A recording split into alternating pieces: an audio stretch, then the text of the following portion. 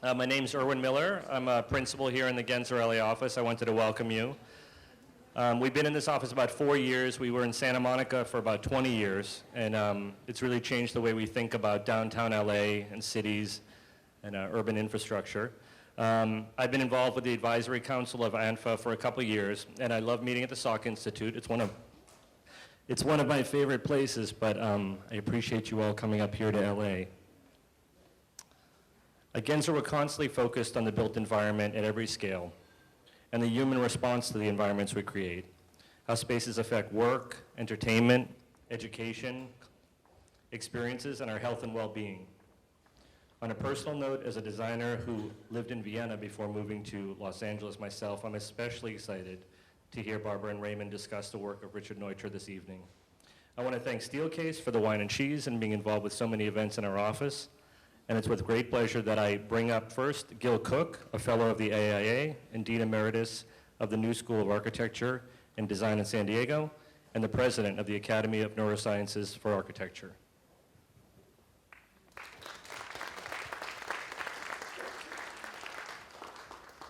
Thank you very much. It's a wonderful place to be in. It's just magnificent. It's the first time I've been here, and we appreciate your allowing us to use your space for this meeting. ANFA, this is our first foray into Los Angeles. We have been working primarily in San Diego, but we are now have an international presence.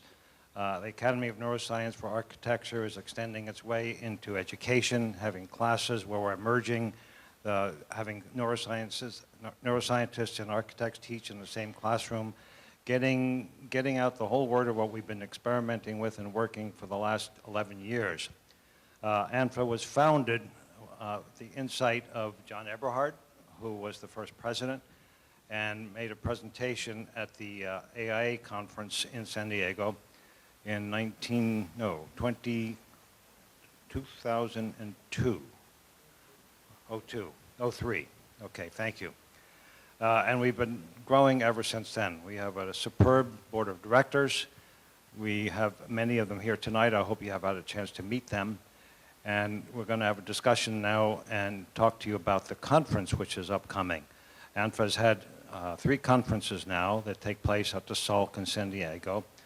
And it's dealing this year with the theme of connections, bridges and synapses. And it will be something that we hope that you'll all find interesting and attend, and you'll hear about that right now from Alison Whitelaw.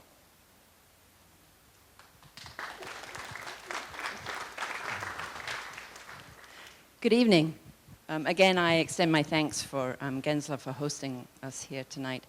I am the chair of the organizing committee for this year's ANFA 2016 conference. This is a conference that we hold every other year. This will be our 3rd conference. It's held at the Salk Institute. It'll be from September the 22nd to the 24th, which is the fall equinox. And those of you that know the Salk Institute well will know that there's a special alignment at the fall equinox that everybody gets very excited about.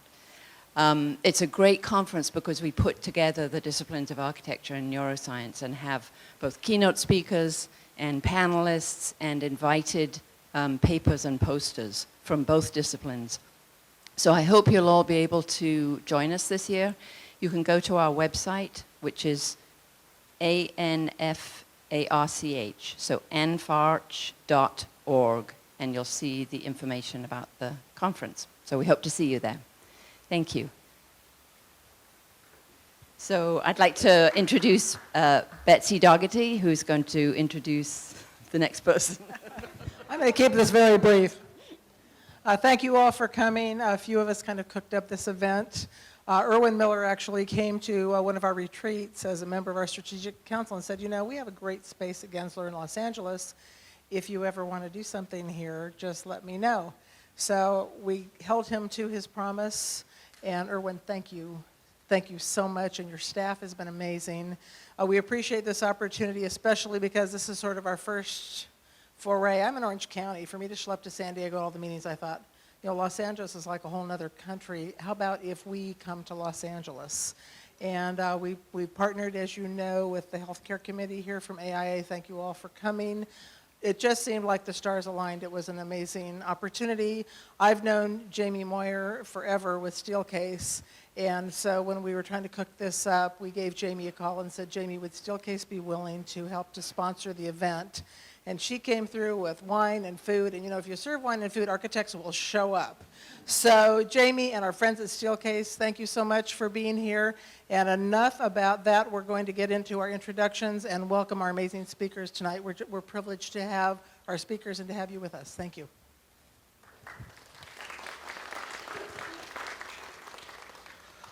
Unfortunately, we've had to cancel the 2 speeches tonight because there are so many introductions that no time is left. I'm Michael Arbib. I'm Vice President of ANFA.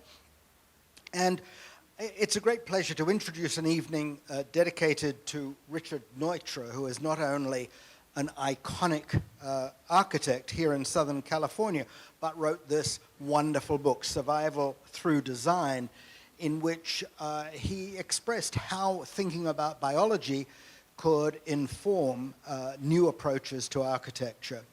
And so it seemed very appropriate for us, looking at the bridge between neuroscience and architecture, to celebrate what we might see as a precedent for our enterprise. We have in the room tonight 2 sons of Richard Neutra. And perhaps it's strange that the architect, Dion Neutra, who is here in the second row, is not going to give the talk. Instead, we have invited the epidemiologist's son to speak. And our thinking is that Raymond has really thought about his father's legacy in terms of his background as a medico involved in the application of science to health problems. How does that transfer to thinking about a scientific approach and a biological approach to architecture? So he will be our second speaker, and our first speaker, and after all, they will actually get to give their talks. The first speaker, who will speak after me, actually, no more introductions, is Barbara Lamprecht, who is not only an architect, but has devoted much of her energy to scholarship on Neutra. And recently, inspired by the Beatles, she went to Liverpool and completed a PhD on the nature of Neutra. It's a great pleasure to introduce Barbara to you tonight.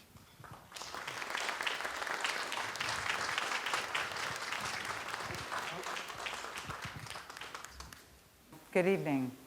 Thank you, ANFA, for your invitation, and to this very special audience for attending, including my father and my sister, a public health specialist, and both Neutra brothers, Dion and Raymond. Dr. James Wise is also here, and I want to express my abiding appreciation for his learned mentorship throughout my dissertation, the first part addressing history, which I'm sharing with you tonight, with just a bit on relating Neutra's work to contemporary research, which Raymond will address. The following 30 minutes will be dense, I trust, so please now turn your body dial to alert listen. I want to frame my lecture with a question. What is the work of an architect? An architect's privilege is to set up opportunities, or what in environmental psychology is called affordances. Richard Neutra's lifelong commitment was to alert the practice of architecture to the tools of science and to focus on the mind and the body, especially senses and perception, in order to maximize those opportunities, those affordances, to richly engage space. Contemporary life speaks directly to Neutra's ideas. Here on a back wall of a spinning classroom is a full-width image of a forest. Note the path, wide at the bottom, narrowing at the top, notably curving on the diagonal, which will become important later on, to disappear around the corner. You are drawn into that path.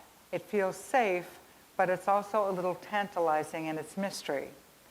Your sense of space is enlarged, your boundaries expanded, not least because that forested path is mirrored on the far side of the room. These days, everyone is incorporating nature into their designs, in this case, very literally. As we will see, Neutra argued for an architecture embodying the qualities of nature as well.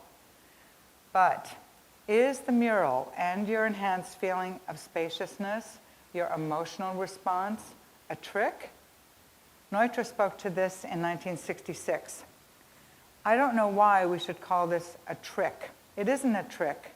It is just appealing to legitimate physiological responses. But this is exactly what the architect should strive for because, especially now, with a more and more cramped situation, we are interested in stretching space. There are no owners we ever came to speak with who would say, "Can you make it look small?" They all say, "Make it larger."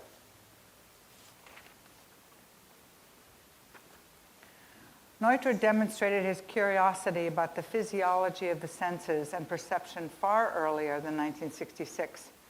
In 1920, he wrote the following to his then fiancée, Dione. A well-designed house affects our entire sense of space. It is composed of many ingredients, a sense of smell, of touch, of hearing, of temperature, and the eye. Also, an obscure sense for materials.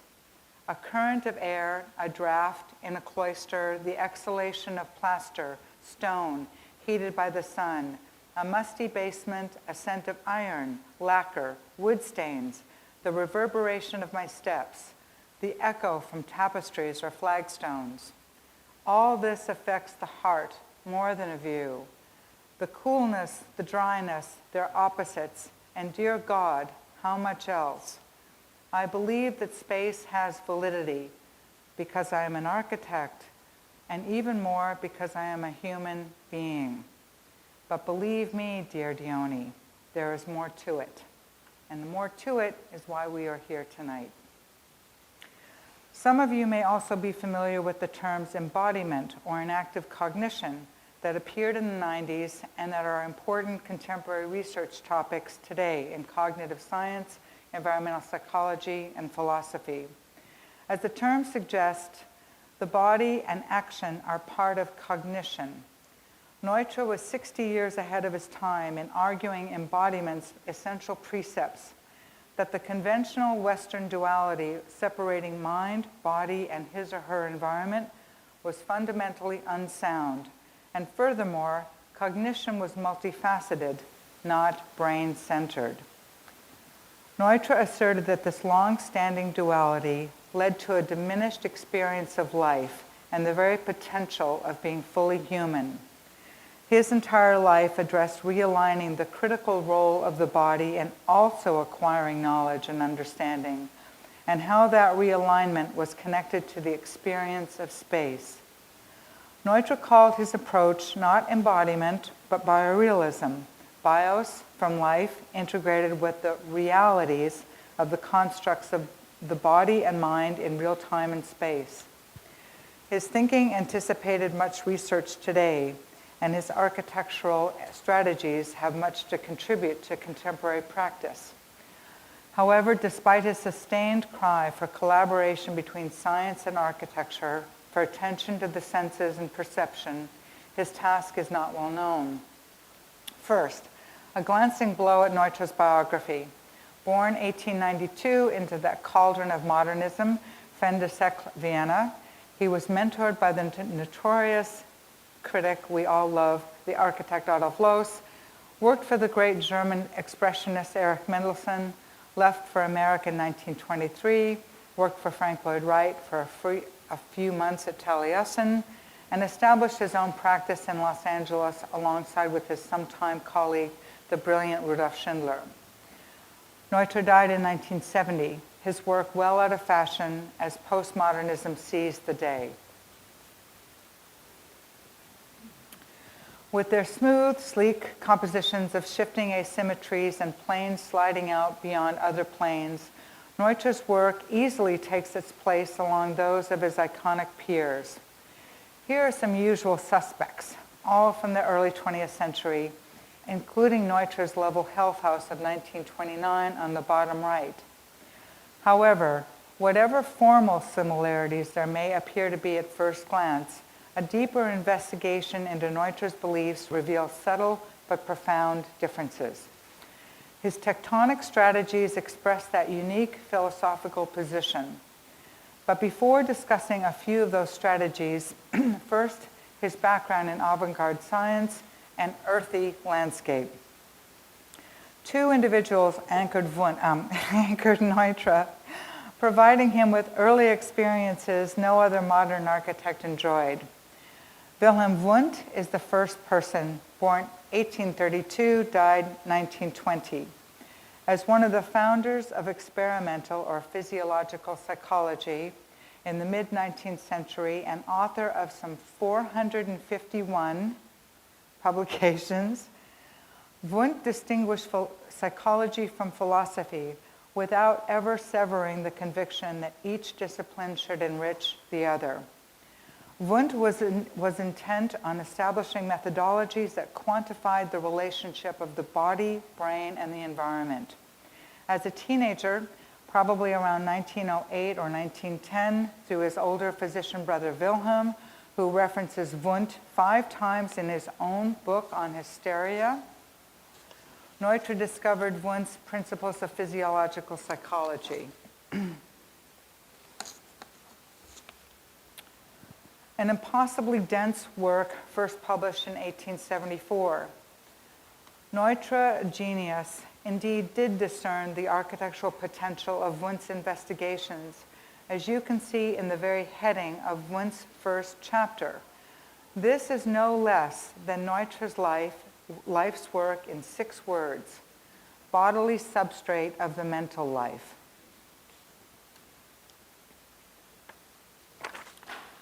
Wundt's 3-dimensional theory of feeling, showing the spectrums from tension to release, that's from Spannung to Lösung, from like tension to solution, release, from pleasure to displeasure, Lust to Unlust, from calm to excitation, which is different than excitement, but excitation is Erregung, and serenity, calmness is Beruhigung. And this spectrum was intended to calibrate the general idea of emotional responses, a spectrum that in the right hands could be extrapolated to architecture. I love pictures like this. This is some of Wundt's diagrams of the nerves of sense organs responsible for those emotional reactions. On the left, the hearing nerves, middle is smell, and on the right, a more general picture of various nerve endings for the senses. This next point is quite important to me because I think it'll be important to us all as architects. Notably, Wundt concentrates on rhythm as the very basis of consciousness. Astonishingly, he begins his 1912 book, Introduction to Psychology, with not a tedious recounting of the various schools of psychology, but with a metronome. He discusses beats in music, rhythm of breathing, walking, running, jumping, and lastly, quote, of all different kinds of dances.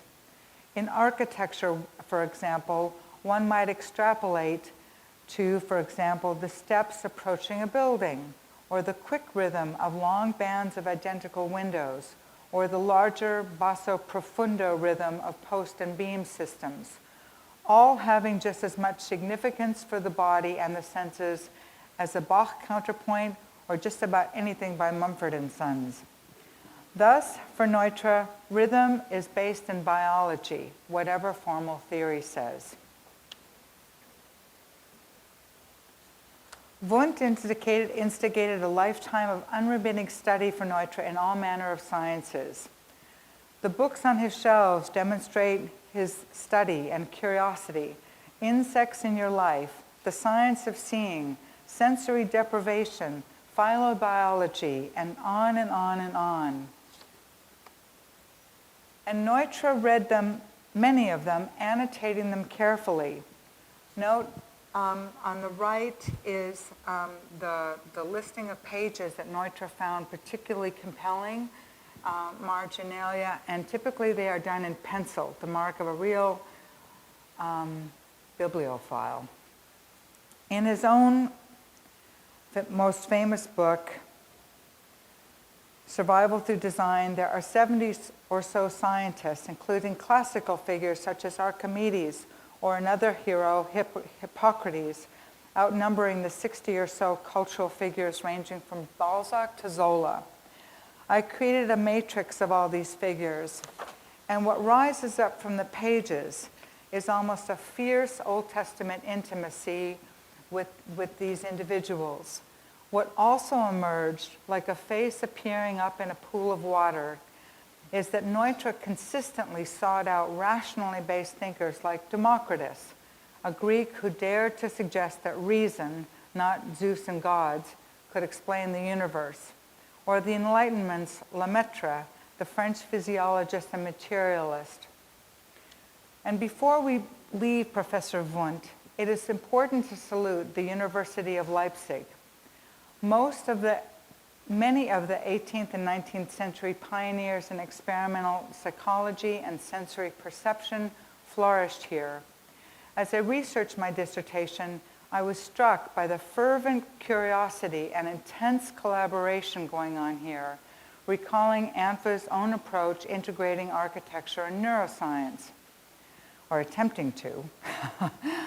For example, in order to understand the role of vision in the concept of beauty, a hot topic for millennia, art historians and critics were devouring the work of Wundt, his colleagues, and Wundt's own teacher, the great biophysicist Hermann Helmholtz.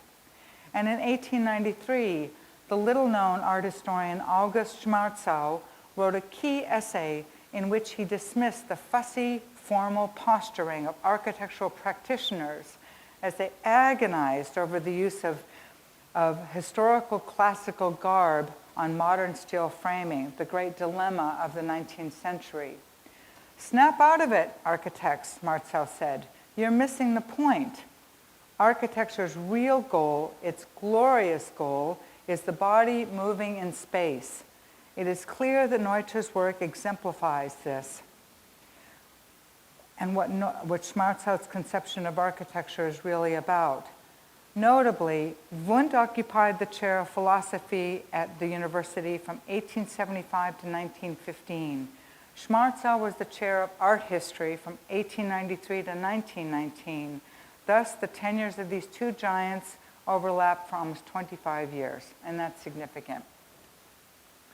Leaving Leipzig for Dessau, just an hour to the north, it is also striking that the Bauhaus masters imported Gestalt psychologists to teach about figure and ground, form and shape. Neutra taught there in 1930, exactly coinciding with the tenure of a Gestaltist from, guess where? The University of Leipzig. Collaboration across disciplines was a hallmark of the Bauhaus as well as Leipzig. By the way, this Gestaltist, Carl Friedrich von Durkheim, also taught on sexual ideas of Freud, repression, and some of Wundt. So the Bauhaus was exposed to a wide range of psychological ideas in schools. Fast forward a decade to the second formative individual in Neutra's life. After fighting in the Great War, the only work Neutra or many other architects could find was with a gentle gardener in Zurich named Gustav Amann, who happened to be not exactly your local nursery guy. The great Amann embodies the rise of landscape architecture as a discrete discipline throughout the 19th century. Neutra worked the earth, planted seedlings on his knees, and prepared plant lists for Amann, who helped fuel Neutra's conviction that the qualities of nature were not only beneficial, but essential. Amann was also a key proponent of modernist landscape principles, calling for a nature for every man, not just the landed gentry. Given the filthy cities of the Industrial Revolution, a new concern for public health propelled the new designs of public parks, where anyone could experience rolling hills and a textured hierarchy of scale, hierarchies that today may be known as fractals, such as the transition from one leaf to the entire tree. What was especially marvelous about the design of these new parks was what one urban economist proclaimed in 1910 as the satisfying feeling of the endless view, with another landscape designer relishing the new opportunity to experience depth as a sublime expansiveness.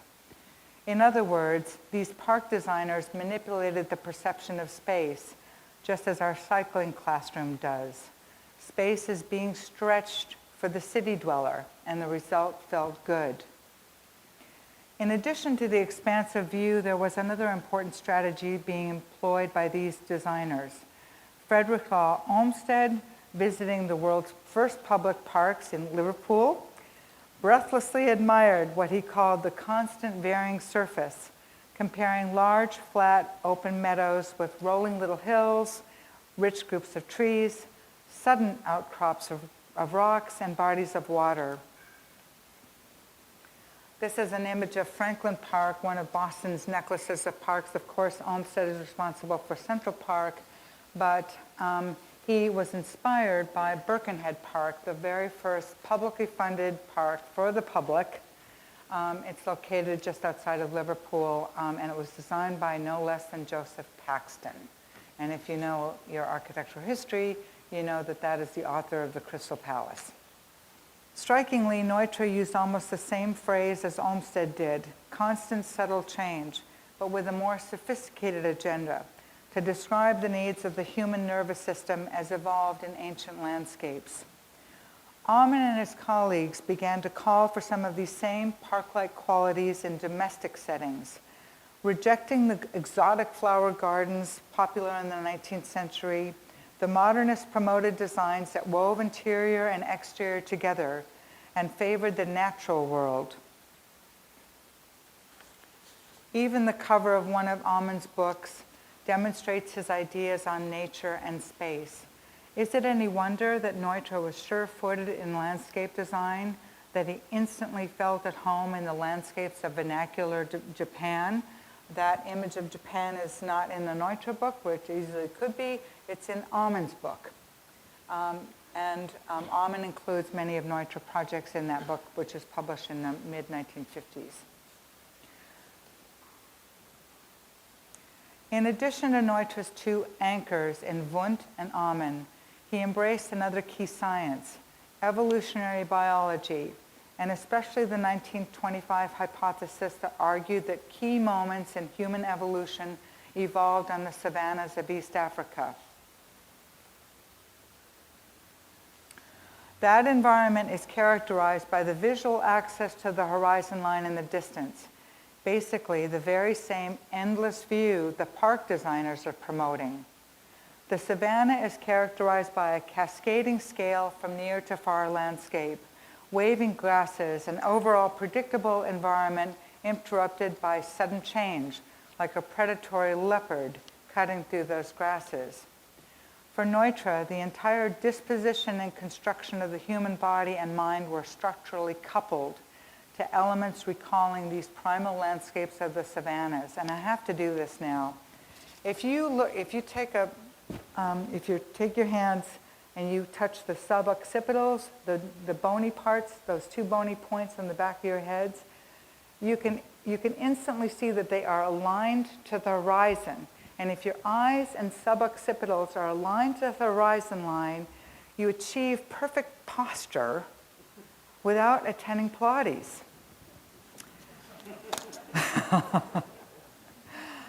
Neutra also understood that each species is coupled to a specific environment. Running along horizontal branches, for example, a squirrel has a very different relationship to its environment and to a tree than you do, and the structure of their eyes proves it. In other words, there is no objective environment out there, but only species-specific environments. Perhaps you can begin to see the remarkable triptych of influences that Neutra is beginning to amass, and that he will conduct with authority with his own gifts of creativity. Wundt's explorations, the ideas arising in landscape theory, and the savanna hypothesis. Neutra even drew his trees in appreciation, it seems to me, of the savanna. Note how the drip line of Neutra's trees does not interfere with your view out.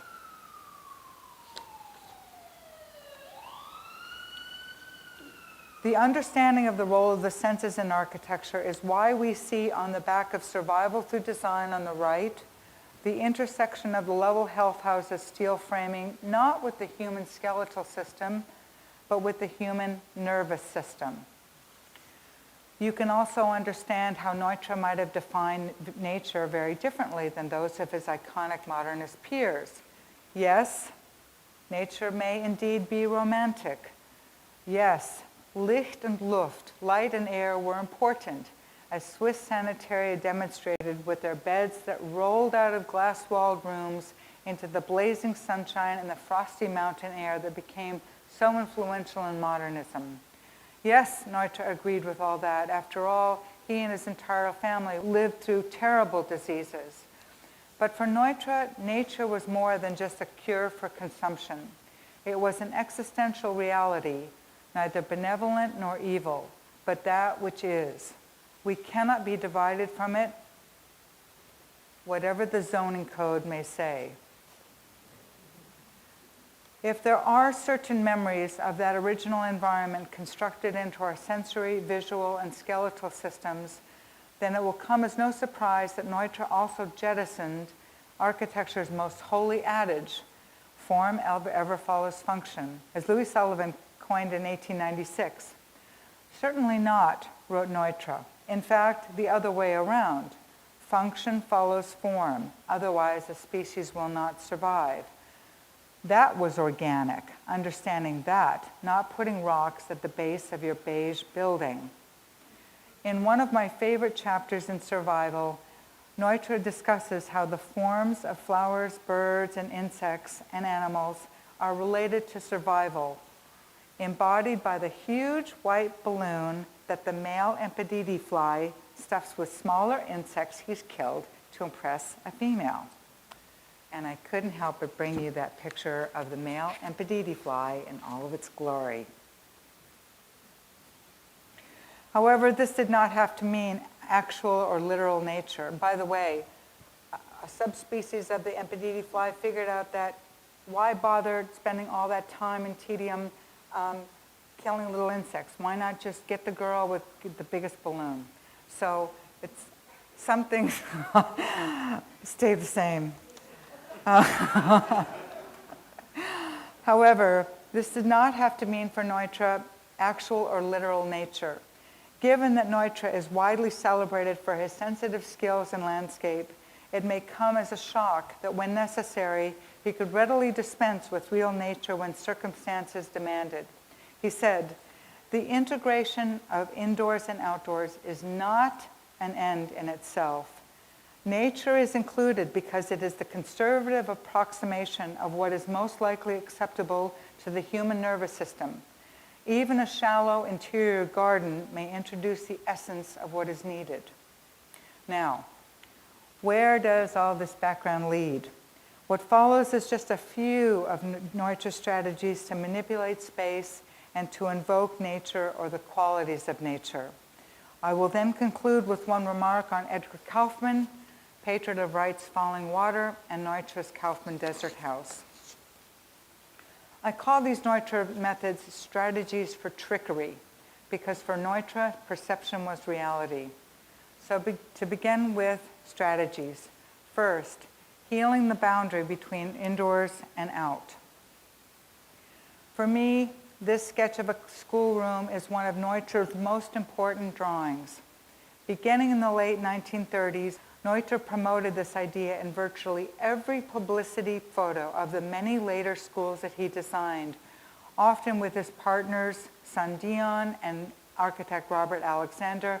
We're very honored to have Jack Rollo in our audience, a school architect with Neutra and Alexander who participated in many studies. It's a real thrill to have you here. Here he stretches space through glass walls and careful transitions to the outdoors, a classic Japanese device known as ingawa. I recently taught a graduate architectural seminar in which I labeled this interstitial space as sticky, meaning it links indoors and out. How much stickiness does a project have? In his poignant little book for lay people, Mystery and Realities of the Site, Neutra writes about one of his masterpieces, the Tremaine House. He says, "The mountain indeed is the back wall of this stupendous living room. Note that even the chairs on the terrace are pointed to the view." In another house, the occupant remarked on the eye's ability to rove out far, far beyond, giving you a strange feeling of happiness and freedom. Neutra was actually designing what is called a feedback loop, which is when one part of a system affects another, creating a circuit or loop.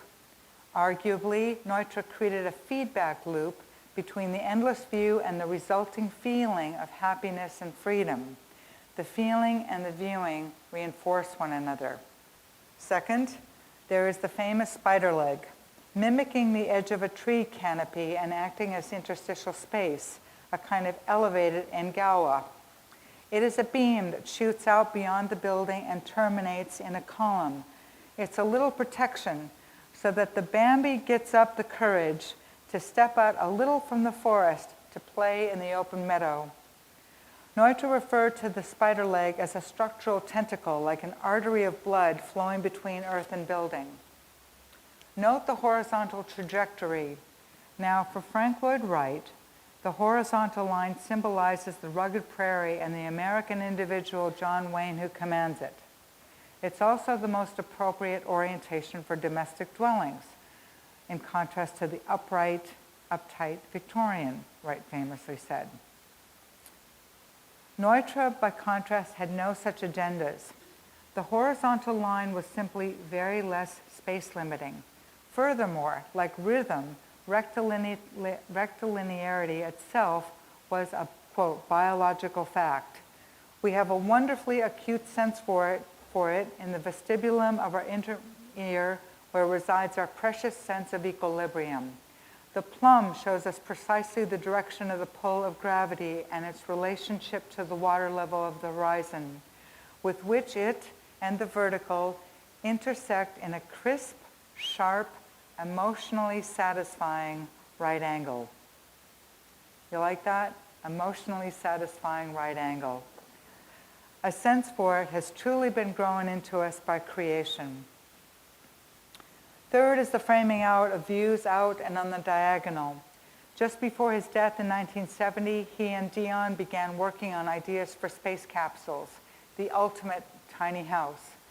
They called for a window that provided the astronaut with a view, but Neutra knew that that tiny window would act powerfully on many more senses than just vision.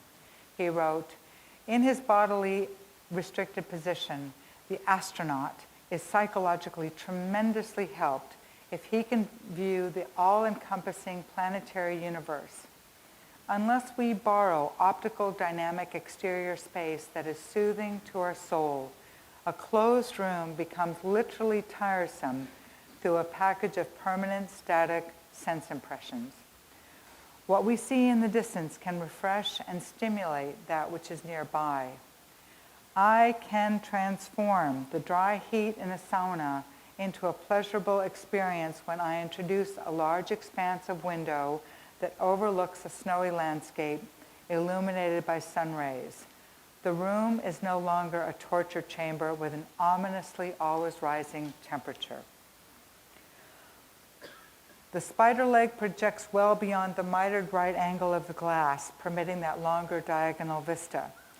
Today, a recent technique for analyzing how much of a volume is visible from a given point argues that diagonal views maximize a sense of spaciousness.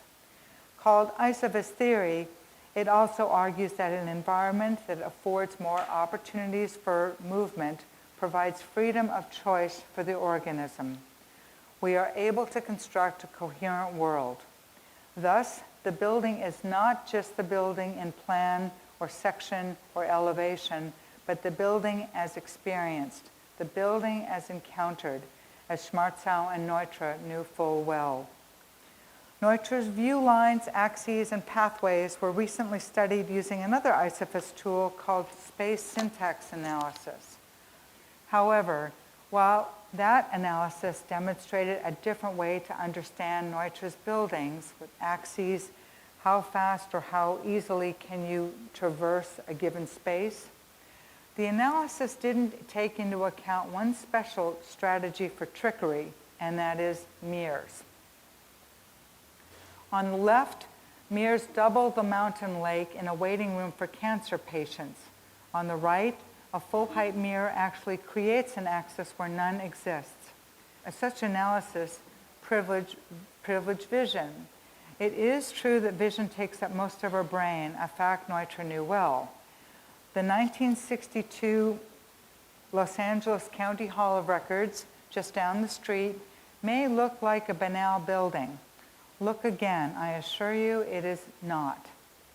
I'll skip the remarkable exploitation of scale here to go right into Neutra's worry over the relationship between peripheral vision and the productivity levels of the 1,200 workers in that massive building.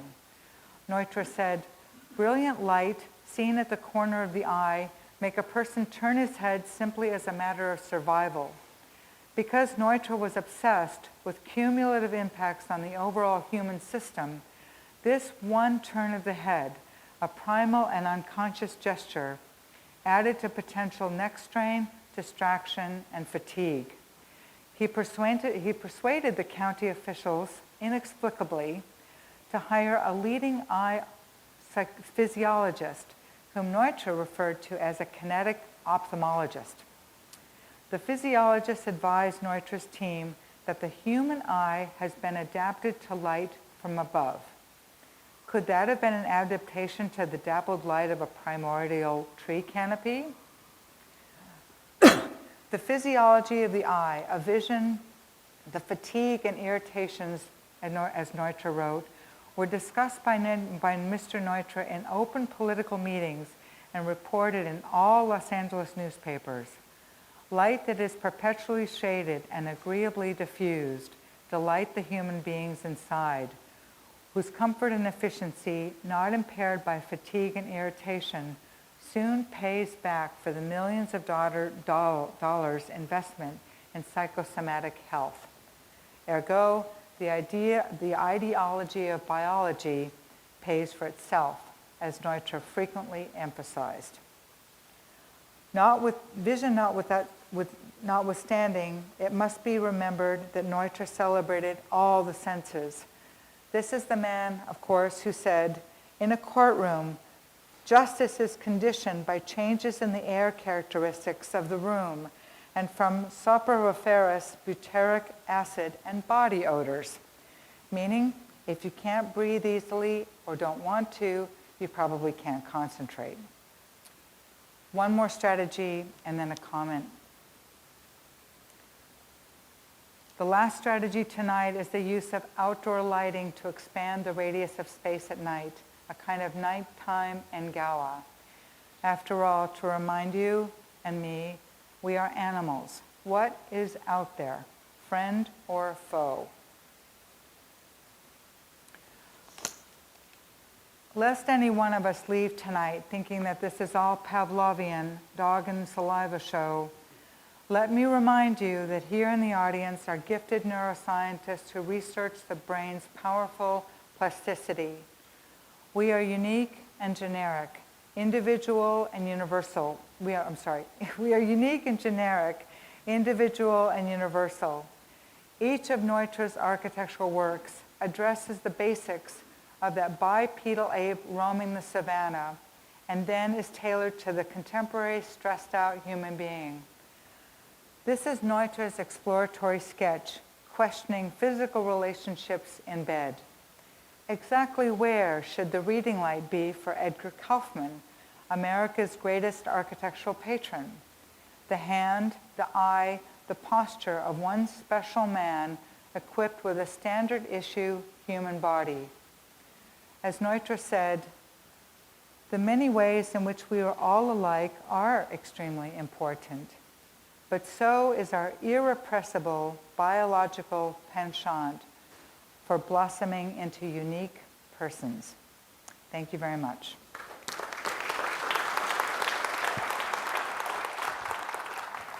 So I'm going to talk about what was Neutra's biorealism And then, is there a future for an approach like that?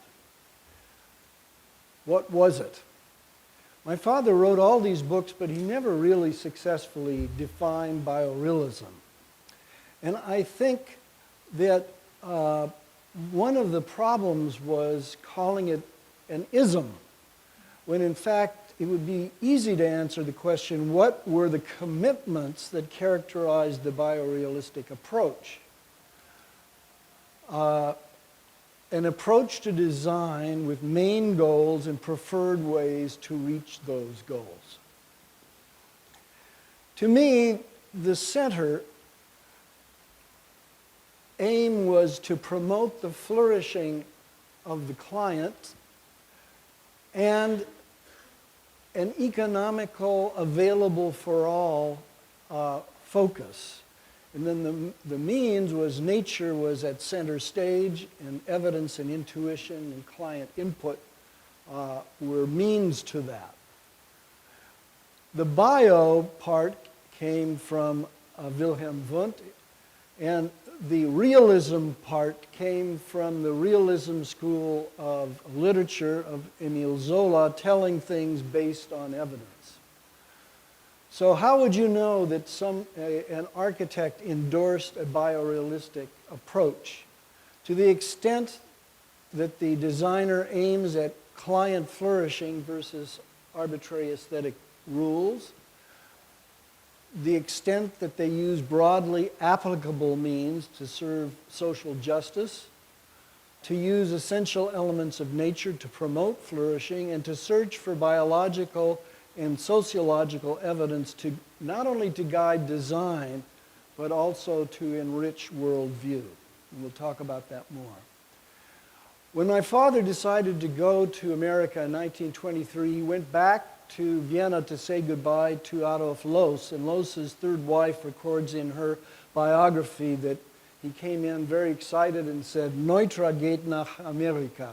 Neutra is finally going to get to go to America. He's going to see whether they're those receptive immigrant Americans that Adolf Loos promised him, who would be willing for a new architecture, to meet Louis Sullivan, work with Frank Lloyd Wright, report on American know-how.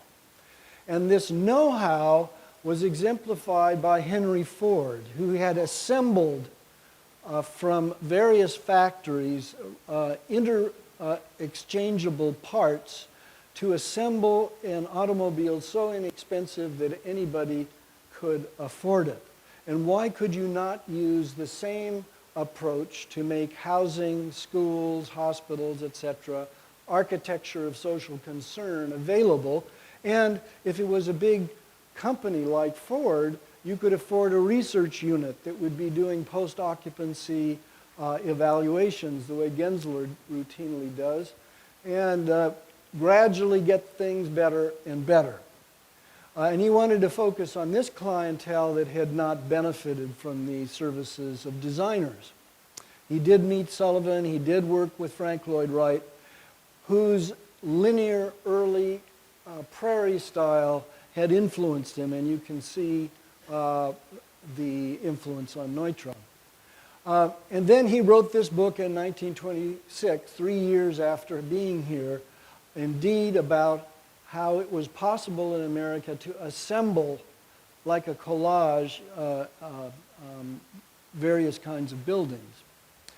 In 1930, when he visited Europe again, he was invited by Kees van der Leeuw, who had built this human-factored factory just that year.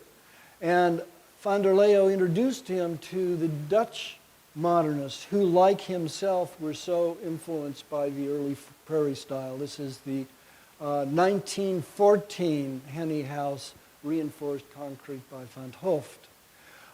And then when van der Leeuw came to Los Angeles a year later and offered to loan my father the money to build his own assembled industrial but human-centered house, it was an incredible piece of luck for my mom and dad.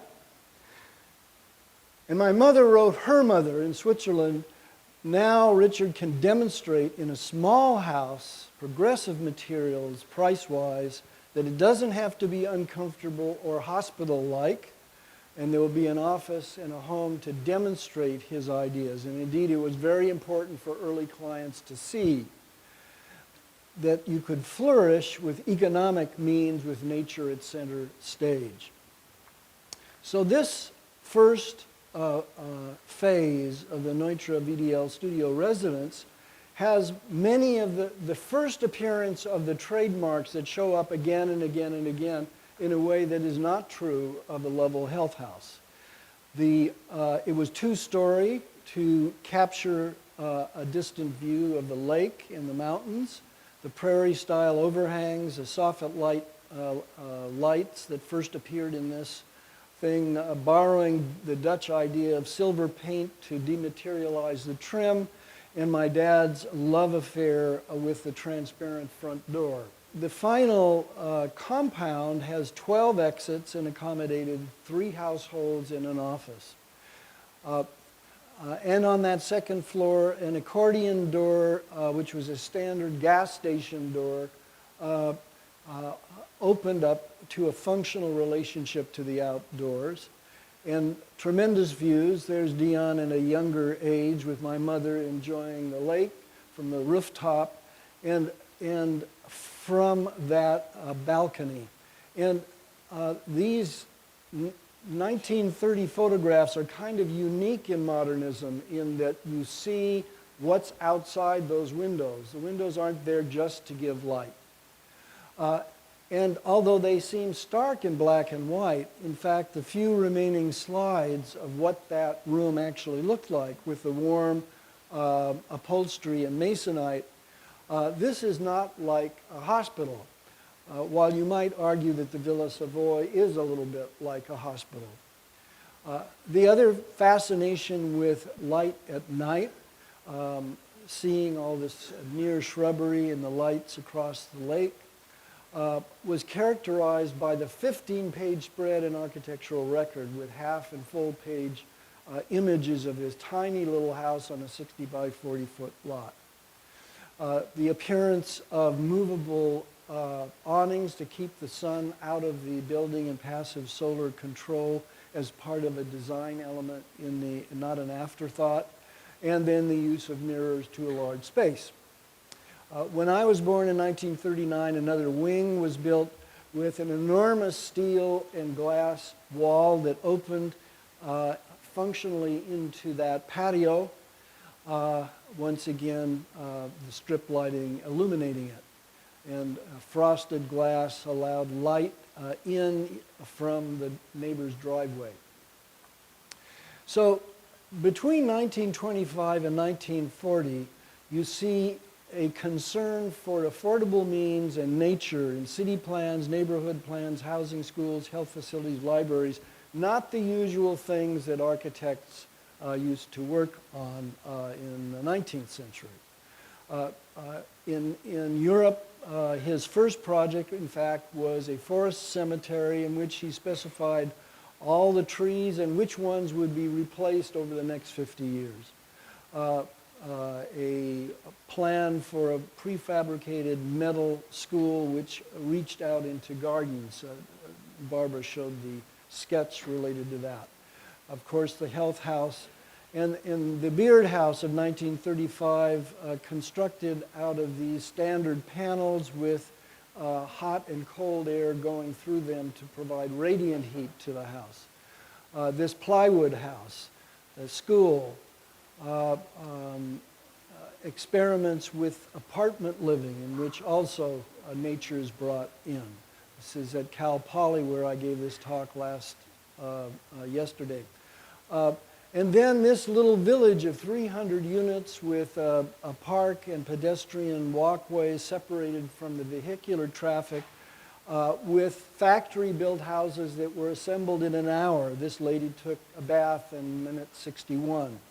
And I visited this place. It is still an operating cooperative housing for $450 a month. You get a 2-bedroom Neutra design factory-built house. plus electricity and access to a community center in this park. Near Dallas, Texas, if you can imagine it. Another workers' housing with chairs that were designed that they could actually manufacture, supposedly. And these, with my brother Dion's help, are now being reissued, but now as luxury items in a German producer. And he even designed an aluminum bus as part of his career. So it's survival through design, not survival through architecture. Then in the late 30s, he begins writing essays, which says, what experience, what phenomenology am I aiming for, and why is it that that particular thing works for me? What is the neuroscience that might explain my subjective experience? And his work increasingly reflects those concerns. So you see a shift at the same time that he's getting up early in the morning and writing these essays and notating those books that Barbara showed you. So now we're going to move to evidence supplementing intuition and client input. The book, Mysteries and Realities of the Site. And then Survival Through Design is published in 1953, but if you look at the citations that Barbara has so carefully tabulated, most of them come from the 1930s, reflecting when they were written. And you see a change in a greater attention to the experience. This is the 1942 Nisbet house with that romantic glass front door with a pool going underneath the glass into the interior of the house. This publication in Sunset, which talked about an index of livability, the Tremaine house, the Kaufman house. So I look at biorealism as being similar to public health ethics. First, do no harm to the client for whom you design, and design to help your clients flourish in what they do, how they socialize, what they consciously experience, and then effects that they may not consciously recognize that affect their health and their welfare. Then second, nature at center stage as a major tool for accomplishing that. Third, serve social justice by economic methods broadly available. And fourth, evidence, evidence-based. Now, Vitruvius has his triad, and we're used to evidence for solidity. My son is a structural engineer, and he tells me that the seismic codes keep changing after every earthquake. The earthquake is a kind of post-occupancy evaluation. Then utility, ergonomic evidence. Professor Wise did studies to figure out what shape a space capsule should have so that the astronaut can get his arm into his moon suit. Evidence to accommodate sociability, defensible space. We public health people are starting to pay attention to walkable neighborhoods and their effect on obesity. Evidence on the different stages of life accommodating Alzheimer's patients. The controversial thing of survival through design was delight. That he thought that you could argue with taste with regard to delight. Evidence on exciting and calming experience, evidence on well-being, evidence that it could explain why the designer's intuition led him or her to do what she was doing. The cherries on top there is what was in Dwell magazine last month. But at the bottom layer, there's something deep that results from 100,000 years of evolutionary selection in this environment. Underneath the eaves of that tree, with that strong horizontal, the breezes on your skin, the smells, the sounds, things subtly changing all the time. And we need to get the essence of that into our environment. And I use essence advisedly because when we go into space, we're not going to bring a garden up there. At least into the smaller capsules, we're not. So in his work, you have a very clear horizontal and vertical, and you have bringing in, this is a bedroom. You have a lot of attention to the quality of light. So on the right, you see those sliding glass doors at the Kaufman House meeting at the corner, and the upper frame is buried in the ceiling so that the light spills in for a very a gradual kind of light experience compared to the typical treatment of a sliding glass door with a big header and a big unpleasant contrast of light. In fact, he quotes Darrell Boyd Harmon in Survival Through Design about how these lighting things can result in postural problems. When my brother Dion and he redesigned the burnt part of the VDL, the attention to the colors that are there that do not clash with the natural greens and blues, the very careful use of fenestration to capture the distant San Gabriel Mountains, but screen out the rooftops of the neighbors. And then a lot of attention to what goes on in that organ in all of our heads that tells us what's up, down, and to the side, the semicircular canals, so that what we see looking across has a very different impact than looking up. You can notice the mirror on the little ceiling going up to that stairway, or when you look down. It's the same distance, but the experience is completely different. The general public was quite receptive to Survival Through Design, and it landed my dad on the cover of the Saturday Review. But many architects resisted, particularly that part about biology and delight. Here we have Philip Johnson, who famously told my dad, "But Richard, that's not architecture." It was Pavlovian architecture. It was paternalistic. It was common sense dressed in science. It recommended this kind of gradually improving architecture the way industrial design would improve, and that would be so boring. Sociobiology ignores the importance of culture, and anyway, knowing what is safe and healthy is not enough to really constrain design.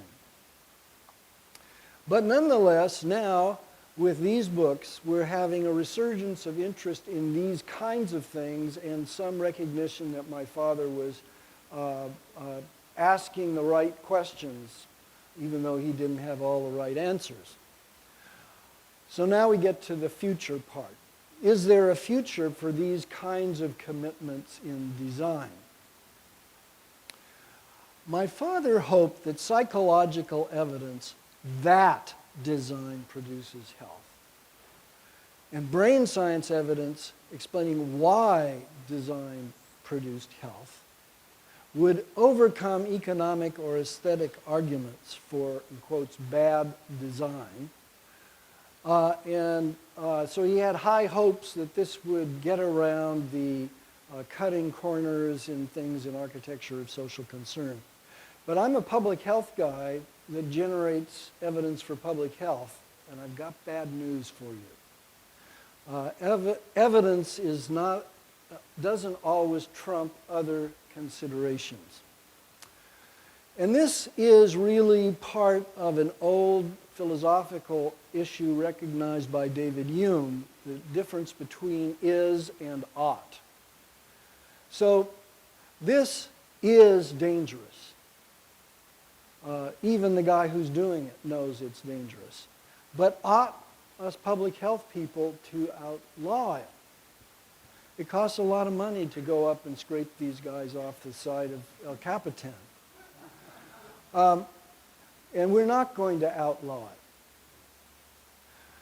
And even in architecture, even in Neutra architecture, health does not always trump other considerations. This is looking out from the Neutra VDL into the patio, and I draw your attention to the bottom of that big steel and glass door. It was there apparently to keep the door from getting out of square, but it also had another value, that you're not so tempted to walk through that door because you can see that it's there.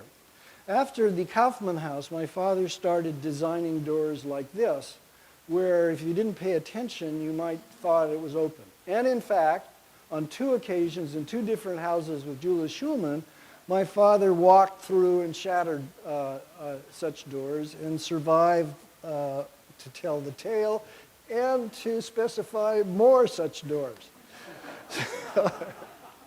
So safety and health, even on having your head cut off, does not always trump other considerations.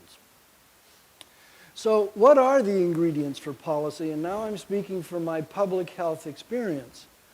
Their evidence for what is and why it works is one of the ingredients, it's for sure. But then there's economic interests of affected stakeholders, and there's ideologies of affected stakeholders, and how policy really is made is a political process where these things get balanced out. And I will give you an example from my own career. I headed up a policy-related research program on the possible risks of magnetic fields from power lines. And we asked our stakeholders advisory committee, let's say that we told you that we were inclined to believe that the epidemiology that says that living in that house will double your child's risk of leukemia. What would happen if we said we were inclined to believe that? What would you do? Well, there were some people, the regulators and some kinds of people who believed that one should do what is the most good for the most people at the least cost, utilitarianism, that they wanted to do a cost-benefit analysis and a decision tree to weigh all the things out to decide what the best thing was to do. Most of the other stakeholders were duty ethicists and environmental justice folk, and they said, we have a moral duty to the poor kid in that house, and we should spare no cost to lower the exposure as much as possible. Do not talk to me about cost. They were advocates of the precautionary principle, just as Dick Cheney was for going into Iraq. It didn't matter how much cost or how it was anything more than 1% probability of a risk there warranted an endless war. And then there are the libertarians who said, we don't want the government to do anything. We don't need to have a cost-benefit analysis, and we don't need an ethicist here. Just put a damn sign on the pylon and put something in the rental agreements and in the deed, and then the market will take care of it. So everybody agreed on what is, but people had different ideas, surely from ideological positions. And then, of course, money gets into it, and that influences it well. So how would this work for the argument to add a view to a skilled nursing unit room? There are costs. It costs money to plant that stuff. And then there's a gardener that has to keep coming in. And then there's the hospital, there's the patient, and there's the insurance company. Now, everybody kind of agrees that it would be pleasurable, but now there's evidence that you use less Demerol and that there's a shorter hospital stay. So the patient likes that. Maybe the hospital wouldn't like that because they like to keep their beds full, but the insurance company would like it. Now, it turns out that most of these things are decided by guys like this. This is Larry Summer, who almost became the head of the Fed. And when he was at the World Bank, he convinced them to do a cost-benefit analysis of providing money to health sectors in developing countries, and it turned out that this would increase the productivity of the economy. And so then, not all the moral arguments from the public health people, but this money argument then led to a change in policy. So he probably wouldn't get so excited about delight, but the short hospital stay would be important. So how would you know if you were going to be doing neuroscience to inform design, what should you be focusing on? Well, oftentimes the discussion is about iconic buildings, as if we were talking about applying brain science to the design of Chartres Cathedral. But in fact, designs of broad social concern, like schools, housing, and so forth, and now it turns out commercial things, because those are the people who really care about this because there's a dollar value to it, that would be important. And I think partnering with economists, ethicists, and decision analysts to kind of look at, what could we do and how would the brain science maybe change things? And if it turns out, if we really knew that, we would really do X and not Y. Or if Larry Summer is going to have to be involved in it, and this would convince Larry Summer, then maybe that would be important. So now some evidence is proscriptive evidence. It's evidence of not to do stuff. And frankly, I spent my career in environmental health raining on the architect's parade. Please stop using lead paint. It makes your kids dumb. Please don't use pentachlorophenol on your glulam beams inside your building. It causes cancer. Please don't use so much formaldehyde in all your materials that make sick building syndrome and cause cancer. Not much fun, but important. And then there's some generative evidence that if you know about it, it's rather stimulating and you think of a new thing to do. So it turns out that we heat ourselves not by convection, not by putting our hand on a cold thing and losing heat, but by radiation. And Peter Zumthor, in his building in Bergenz, decided to put cool and hot water through the walls and floor and radiatively controlled temperature and use the tempering temperature of the soil below the building to do most of the work. So it became very economic and delightful. So there was some physiological understanding that led to a creative building. As I said, if you look at the articles in the ANFA sponsored book, they're hovering in the background in the discussion of what all this will offer. It's kind of these architecture buildings. But the question is there a broader role for delight? Nancy Etkoff has written this book, The Survival of the Prettiest, and reminds us that not only peacocks, but humans have adorned themselves to get the right mate, and also to establish their social status by the conspicuous consumption of space, materials, craftsmanship, and historic reference. But could there be a democratic aesthetics? And could one educate the public to appreciate and create affordable beauty, like Wright and Japanese, the nature? And there's a tradition, here's William Penn, the Shakers. There's a tradition in America of beauty and simplicity. Here's another of my dad's projects.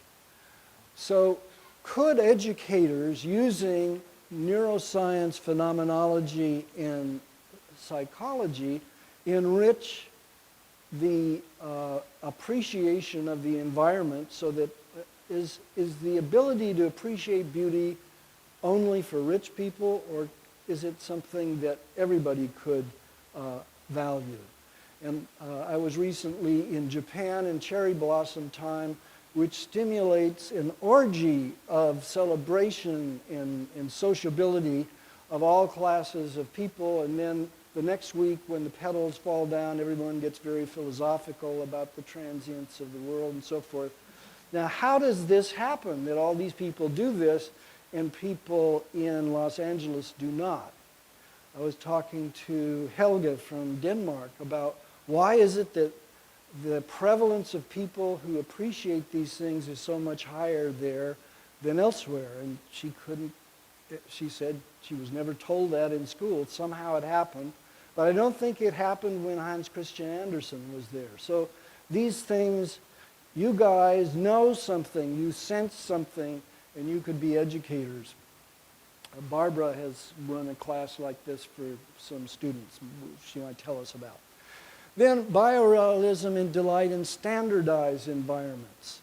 So here we are at Pete's Coffee and Starbucks. There's thousands and thousands of these around that are important. Every morning in San Carlos, California, the guy with the two Bernese dogs and his laptop is there. What's happening there? And could it be even more delightful? Schools. This particular item is beautiful. And not only is it beautiful, but when the candle burns down, you squeeze those two things and the stub pops out. And this is the winner of the Solar Decathlon in 2013, designed by these guys from my dad's alma mater, the Vienna Technical University. And this is a zero-energy building designed with great care. The robots that now are making this in a factory, and you could have it for $250,000, allows that kind of exactitude that my dad loved, but became so costly with unskilled labor. And then is there biorealism and delight in these environments, the slums of Calcutta, the fact that 30 years from now it will be as hot everywhere as it was on the equator in last year. So how can you have nature near argument when nature has now become very hostile? Or in a traditional place where tradition must be observed, or in this place where there is no tradition, and where we will have to import the elements of that nature into this kind of an environment, also paying attention that some of them are Japanese stations, some of them are Spanish stations, some of them are American stations, so a mix of the top and bottom of that layer cake that I talked about. Now, let's suppose that ANFA finally figures out all these good things that should be used. How will they diffuse into the practice of general architects? And my guess is that it will work like it does in medicine. Most general practitioners don't do research and don't have great depth of knowledge. And so they depend on specialists who have a passion for these kinds of things, that know about best practices on the basis of evidence that something works and evidence why something works. And then they come up with guidelines. And I guess this is the way the lead specialists work. And then there's the question of how to get these best guidelines. And once again, this is from Gensler. It's a beautiful pamphlet, not a boring thing about what worked and what didn't work in a commercial environment. Now, this is all about knowledge applied to do stuff. It's technology. But frankly, knowledge also informs worldview. Remember when we first saw this planet floating in space, it reminded us that we were spaceship Earth. It informed the whole way we looked at things. When Galileo saw those moons of Jupiter in the early 1600s, there was no practical application of that for 400 years. And yet it was so profound that he almost got himself burned at the stake. So we need to be thinking about what the implication of knowledge of how we are connected to our environment. And what does it imply? To my father, it implied a sense of responsibility and restraint, a curiosity about what promotes flourishing, and a sense of kinship with other sentient beings who live in other kinds of worlds. Bats and dolphins live in a different world than we do, and yet we recognize it. Then maybe to recognize that designers bring a gift to the rest of us, that they notice things that the rest of us do not notice. And what they notice ought to be stimulating the neuroscientists. Thank you. In the time remaining, and I should say I'm Frederick Marks, a founding member of ANFA, and I want to use, say, the next 10, 15 minutes to allow you to ask certain questions. And what I'd like to do to start it off is to offer a question of my own, in thinking about the two lectures that we just heard, so much was discussed in terms of the building being an experience, that it is about body and action. And that experience is affected by light, for instance, both day and night, that visual perception is most attracted to repetitive patterns. We looked at examples of horizontal and vertical members of the residences shown. And it's also about understanding as much as possible the neuroscience, the psychology, and the physiology that is available to us in terms of that human experience. And a language was most certainly developed by Neutra. And I put in order a couple of things that I'd like to ask our speakers to rate in terms of level of importance. For instance, was Vienna the key driver in what became the Neutra language? Or was it Southern California? Or possibly his personal philosophy?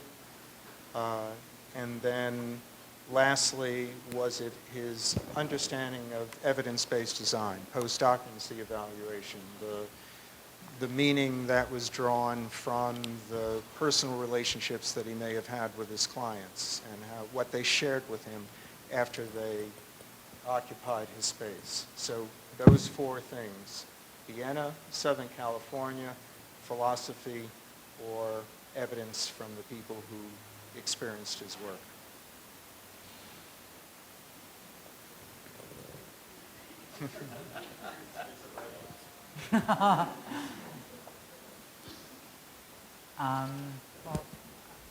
Go ahead. Well, You're the architectural philosopher. I think you're describing, rather than, which had more significance, I think you're describing a trajectory of history. He wrote often. Adolf Loos spent time as a dishwasher and a laborer in America between 1893 and 1896, and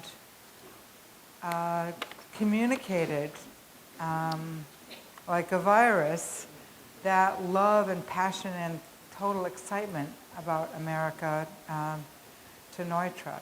But what I found very interesting about Neutra's why did he come to Southern California, and I'm not saying anything, I hope that Raymond wouldn't, is that America proffered a couple of elements that Europe, exhausted, tired, broken, as Neutra described it.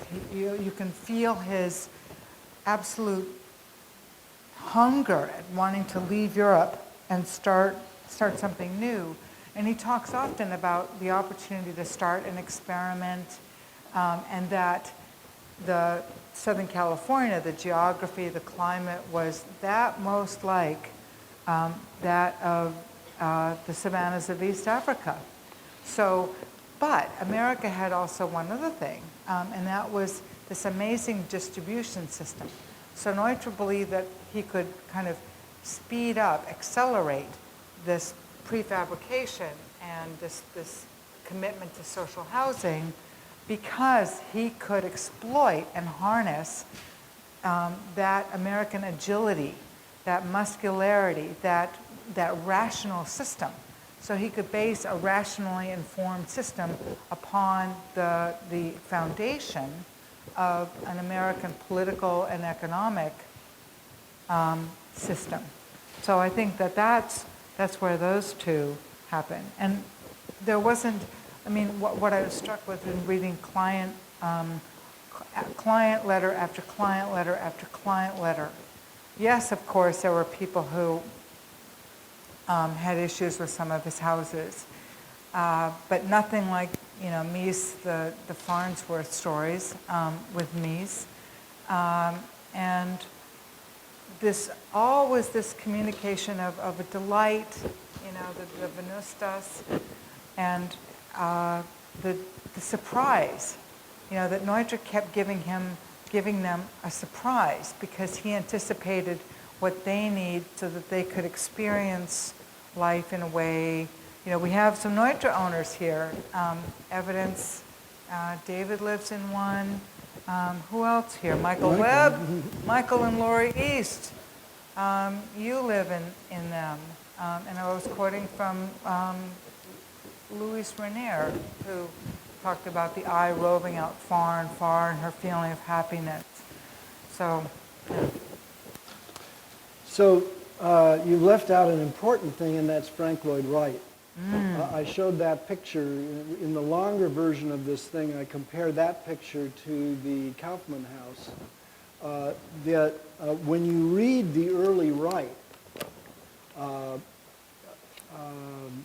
in terms of formal means to achieve things, really, I view my father as not as somebody who brought the international style to Los Angeles, which is the usual thing that is said, but as a morphing of the prairie style.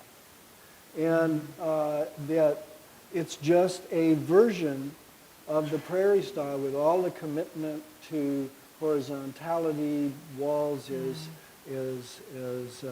screens, diagonal views.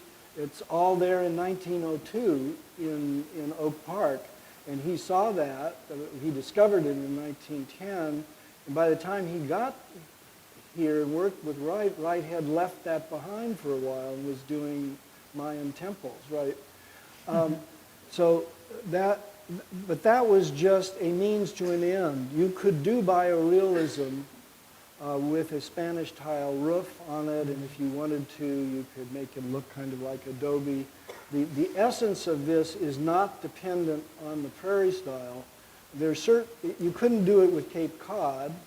There's certain things you couldn't do it with, but there's a wide range of being able to have those approaches to flourishing that are not tied to the particular solution that my dad had.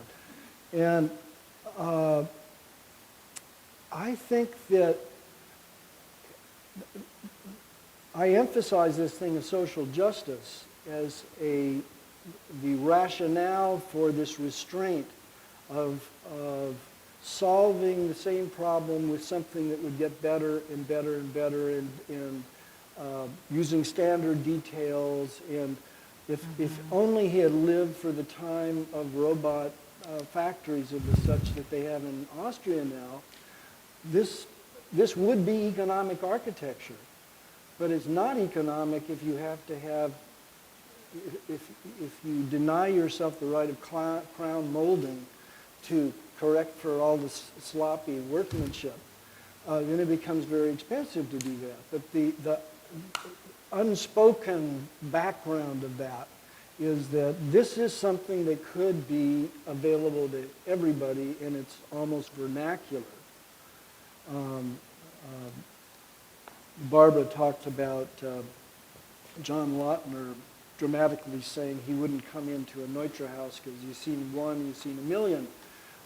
Yes, that's right. Every Japanese house looks like every other Japanese house, but is not exactly like every Japanese house.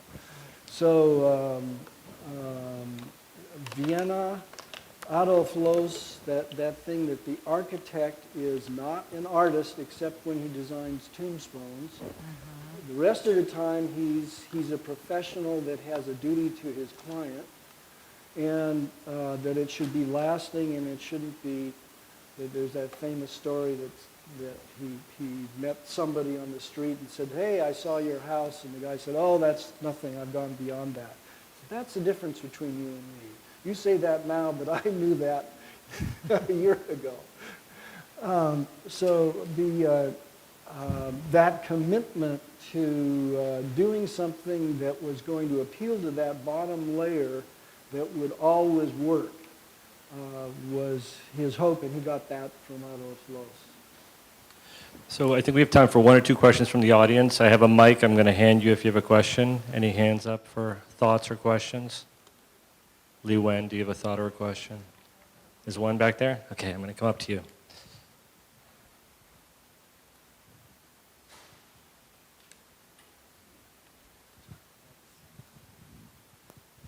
Barbara, you mentioned basso profundo.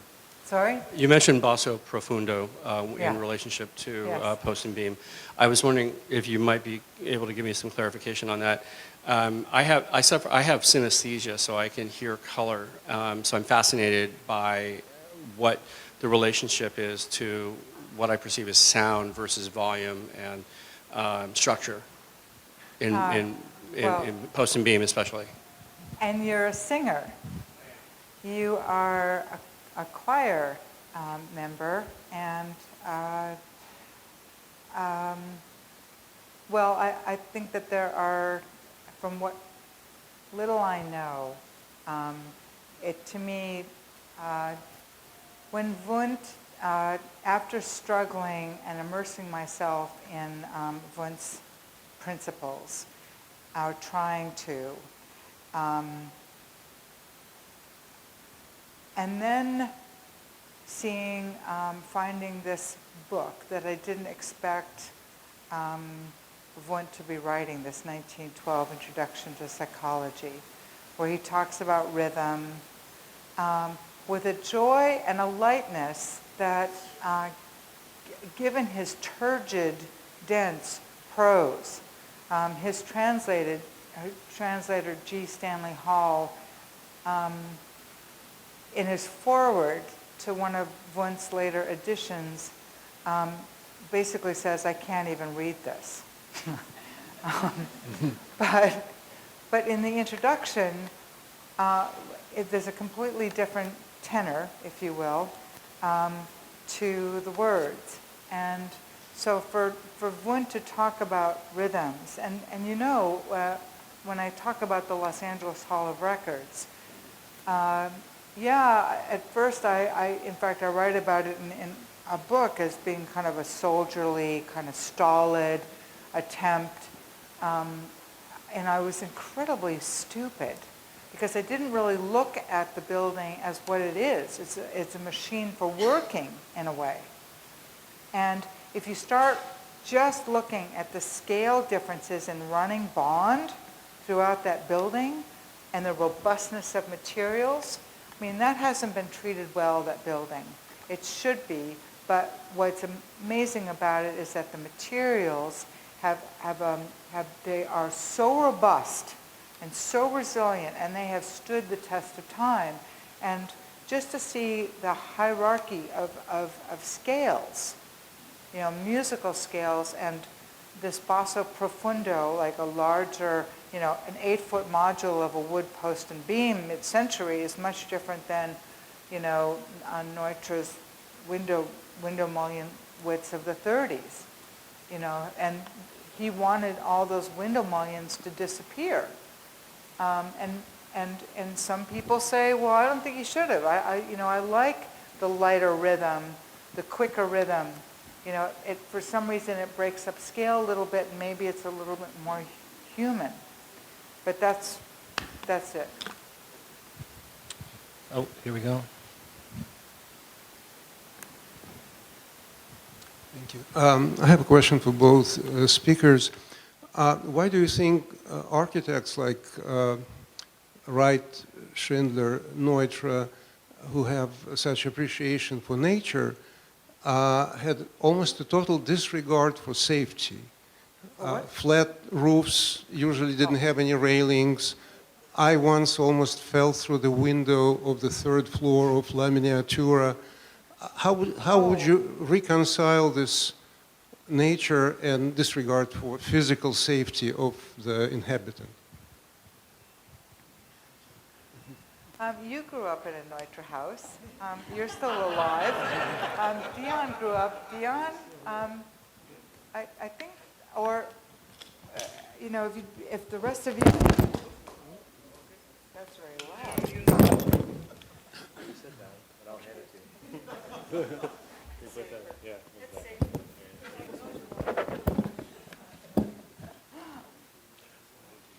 I would say that, it's what I said in my talk, that delight trumped safety, just like the guy on the wire. And there's the Rice House in Richmond where there's one of those water rails, and they had to put up a glass thing because the public was going to use it. And I'm sure my father would have been very unhappy about that. I'm an epidemiologist, so I think in terms of probabilities. So there were only 300 projects with, let's say, 3 people per project. That's 900 people times 50 years, let's say 50,000 person years of exposure. And to my knowledge, my dad is the numerator of the rate. 2 out of 50,000 walked through the glass. Now, in public health, we consider 1 in a million added risk as being worthy of regulation. So this is, 10, 20, 100 times beyond that thing. But people make their choices. I think, as I showed you, in the 1939 wing, that was not a danger. And you could, if I was talking to my dad, I would say, look, particularly if it's a public space, you could do this, and it wouldn't be quite as beautiful, but it would be a lot safer. But I'm not an architect. So. Yeah, I'd like to just make a couple of remarks in a little different direction. The book that I have out in front that I might sign for you if you're interested is a compilation of thoughts about survival through design, my dad's book. It's a result of a book club that we conducted over the past couple of years where people came to try to understand somewhat difficult writing. So I would write a summary of each chapter. Thinking about this, as a survey of that whole effort, really what Neutra was trying to do in his entire book was to suggest some way of testing his ideas in a scientific way to explain to his clients why he was doing things that he did. And that is a whole area that the profession has yet to address, in my opinion. We have things like LEED certification of buildings. We could have another system of certification which is based on research into what the effect on the user is of the environment. When you walk into a lobby like this and you see all this design, who knows what the effect is on the user? We don't have a way of measuring that. And I think that's a fascinating part of his book. It's the essence of it, actually. And in my compilation of it, it comes out because it's a shortening of each chapter. And the theme is recurrent over the entire book. How can we figure out a way to test these theories in such a way that practitioners of design are able to base their decisions on something other than a personal, it's my preference, this is what I'd like to do. That's basically the purpose. I mean, the way most design happens today, even today, after all our research and everything, we still don't have a very scientific way of approaching. So it's a whole nother way of looking at Neutra's thing in an area that he has yet to be really recognized for. It's nothing to do with stylistics. It has to do with the way designers would approach and would rationally come to a solution where they could say to their client, this is based on science, not just on my personal taste. Thank you very much for that. I think with that, we're going to wrap up. I will hand it over to you. Well, I'd just like to thank Gensler again for inviting all of us to this fabulous space. Our two speakers, Steelcase for supporting us as a sponsor, and for you paying attention to our announcement, having an interest in this subject. We intend to do more of these lectures, certainly come up to Los Angeles so that we can be a little closer to you than San Diego. And do think about our conference coming up in September. It's much more of what you heard tonight, and it's representative of architects as well as neuroscientists. And I look forward to seeing you sometime soon. Thank you.